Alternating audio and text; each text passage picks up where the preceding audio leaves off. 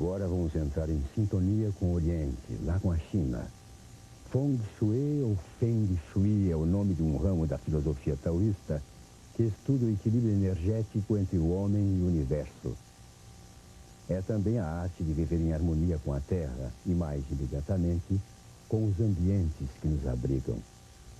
Veja se é possível harmonizar sua casa com todo o universo. Vento, água. Um é tão sutil que não se pode ver, e o outro impossível de segurar. Mas a combinação de vento e água resulta numa energia considerada vital na China, chamada Qi, ou sopro cósmico.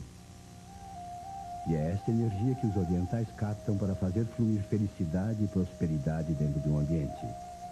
Isso se chama Feng Shui. A chilena Maria Helena Passanese é presidente da Associação Brasileira de Feng Shui. Ou será Feng Shui? Há uma polêmica um pouco às vezes de saber como se pronuncia, né? Se é Feng Shui, se é Feng Shui ou Feng Shui. Bom, no que eu aprendi em Taiwan, que a pronúncia correta seria foneticamente Feng Shui. El Feng Shui é uma filosofia de vida em onde se mexe com energias e que tem toda uma egrégora formada por registro de 5.000 anos. Egrégora é quando existe mais de uma pessoa acreditando em uma coisa, em uma situação, em umas regras, ela já toma uma força e se cria uma alma. Para aplicar um Feng Shui dentro de um ambiente, é feito um estudo material e espiritual. A minha escola é uma escola ortodoxa. Então, para eu fazer um Feng Shui na consultoria, eu pergunto a data de nascimento da pessoa, a hora, né, o dia, e fazemos um mapa, digamos assim, uma carta natal astrológica dentro da astrologia chinesa. Sabemos quais são os elementos de nascimento dessa pessoa e, através dos elementos de nascimento, se baseia todo o projeto do Feng Shui. Dentro das grandes personalidades no Ocidente que respeitou o Feng Shui foi o próprio presidente Clinton, que ele fez Feng Shui na Casa Branca. Na Casa Branca, em português. Casa Branca. A utilização de baguá também ajuda na distribuição de energia. O baguá é um símbolo octogonal formado por trigramas do I Ching. Ele define o que representa cada área de uma planta baixa. Em uma casa, que seria mal Feng Shui, seria ter as portas dos banheiros sempre abertas e os vasos sanitários com as tampas abertas. O banheiro é um dos pontos mais negativos de uma casa. É onde se concentra águas servidas e que toma uma velocidade de sucção muito grande que vai para um esgoto. Então, o banheiro, o ideal seria dar descarga sempre com tampa fechada, e você decorar seu banheiro com simbologia de peixe, o que também não se deve fazer numa casa é colocar os remédios, por exemplo, no banheiro, em que normalmente a gente coloca.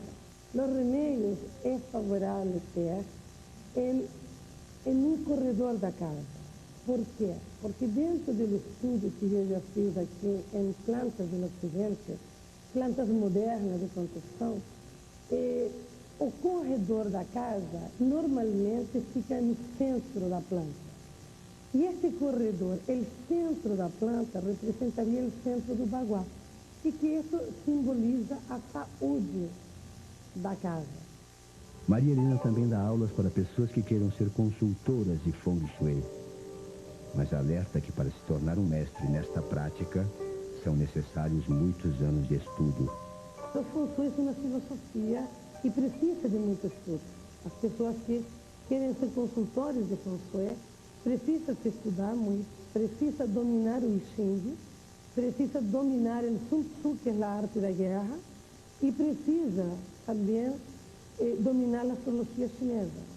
O Feng Shui é conhecido e praticado há milhares de anos na China. Mas só chegou ao Ocidente neste século, quando passou a contar com a ajuda do pêndulo radiestésico, uma prática que teve início na França no século XIX. Hoje, algumas pessoas procuram decorar suas casas com a ajuda do Feng Shui. Como, por exemplo, a empresária Ana Paula Sang, esposa do ator Beto Simas.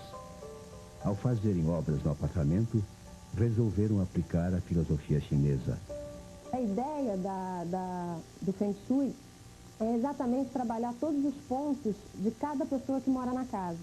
Então, as cores são elementos super importantes, os objetos que estão em certas localizações, os banheiros têm elementos azul e verde, o outro banheiro tem que ser azul, com alguns elementos de peixe. Então, a gente conseguiu uns quadrinhos para botar no banheiro, com peixinho. O meu quarto tinha que ser azul, a minha cama tinha que estar numa posição que a gente, na verdade, dorme virado para o pé da cama. Então, tem umas coisas legais e, às vezes, até engraçadas. Mas será que funciona mesmo? Isso não é uma mágica, né? Isso é uma coisa que eu acho que vem com o tempo. Não adianta a gente dizer, eu vou fazer o Feng Shui, daqui a um ano eu vou estar milionária, vou estar, entendeu? Arrumei um casamento, quem está precisando disso, entendeu? Não é isso. Eu entrei nessa, eu estava de coração aberto e eu aceitei praticamente tudo que eles me falaram. O resultado final valorizou o trabalho do decorador Éder Meneghini e trouxe resultados ótimos. Me ajudou no processo de criação de novos espaços, me ajudou exatamente a alcançar novos objetivos. E, na verdade, o mais importante é que eu também fui alterado, quer dizer, internamente, o meu lado esotérico, ele pôde se abrir e a minha profissão foi alterada sensivelmente com o Feng Shui. Éder Meneghini dá até algumas dicas. Olha, por exemplo, sofá virado de costas para quem entra. Isso não existe no Feng Shui, segundo me ensinaram, segundo a Renata me ensinou, né? E o sofá tem que estar sempre virado para a porta, tá? E é uma coisa que a gente fez um pouco errada. Mas tudo bem, a gente jogou cor, a gente chamou atenção com o sofá, a gente jogou de frente com uma bela vista. E exatamente por isso foi criado um aparador por trás do sofá, exatamente também para poder não colocar o sofá totalmente vulnerável à entrada. A tonalidade das almofadas, mostrando tons naturais, o arredondado, olha aqui, os bicos arredondados das almofadas, né? Exatamente para não reter energia, não prender energia. Energia é uma coisa que tem que circular por todos os cantos. A equipe que aplicou o Feng Shui na casa de Ana Paula é formada por uma paisagista, uma consultora de Feng Shui e uma radiestesista. Quando a gente começou a fazer o trabalho do Beto e da Ana, o primeiro processo, como é de prática com todos os nossos clientes, é fazer uma entrevista. Então a gente conversou com eles para ver como é que estava a vida familiar, como é que estavam as expectativas profissionais do Beto, qual era o momento na carreira dele, data de aniversário dele das crianças, procurando saber tudo, como é que fluía a vida deles ali naquela casa. Então, com a entrevista e com a parte da planta baixa, a gente conseguiu descobrir o que precisava ser mexido. Nosso projeto envolve também a orientação de plantas, né? Plantas para dentro de casa e plantas para exterior. No caso da Ana, né? Ela teve um arranjo de flores amarelas, lírios amarelos e plantas arredondadas, né? Que a gente orienta. E cada planta é específica para cada área. Tá? No caso dela, eram plantas arredondadas para o que pedia.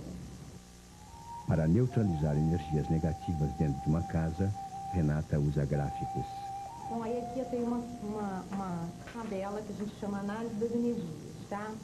Então, eu vou detectar aqui, nesse endereço, de posse do endereço e da forma da planta, que energia que tem aqui. Então, eu vou perguntar se nessa casa, nesse lugar, tem água poluída no subsolo. Aí vai dizer que tem. Né? Então eu vou vir aqui na planta e vou procurar onde é que está essa água poluída no subsolo. A energia do Qi está em toda parte, mas é o caminho que ela toma que define se é boa ou ruim. Uma avenida, por exemplo, onde passam muitos carros em alta velocidade não é favorável. No entanto, se for feito um trabalho de Feng Shui no local, esta energia pode ser neutralizada.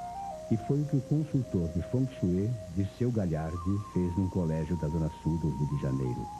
Com o desenho da área do colégio, ele descobriu que estava errado naquele local. Nós temos aqui ao fundo do colégio a autoestrada Lagoa Barra, onde para o Feng Shui é altamente negativo devido a... Ele escoa, ela faz, devido ao fluxo de carros, do escoamento do ki energético do colégio. Quer dizer, tirava tudo que é bom do colégio, né? E ainda mais por estar muito próximo. Você tem aqui, então com isso foram colocados protetores radiônicos ao longo nos fundos aqui do colégio para evitar essa fuga do ki. Você tinha aqui na entrada do colégio uma fossa muito antiga, abandonada, com todo o equipamento enferrujado, muita teia de aranha, e era um emissor fortíssimo de ondas de forma para quem passava aqui na rampa do colégio, entrando no colégio, né? Então a solução foi aterrá-lo, concretar sua boca.